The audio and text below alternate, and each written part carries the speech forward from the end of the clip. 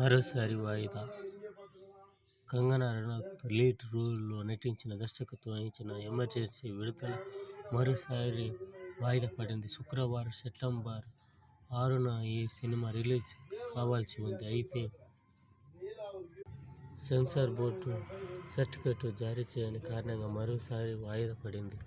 1975లో ఇందిరాగాంధీ ప్రధానిగా ఉన్న సమయంలో విధించిన ఎమర్జెన్సీ టైంలో జరిగిన ఘటనలో ఈ మూవీ రూపొందించిన ఈ సినిమా పలుమార్లు విడుదల 2023 నవంబర్ 24 వాయిదాల పర్వం జరుగుతూ ఉంది. ఎప్పుడు రిలీజ్ అవుతుందో, ఆ దేవుడు ఎప్పుడు కరుణిస్తాడో చూస్తాము. ఇటువంటి మంచి సినిమాలు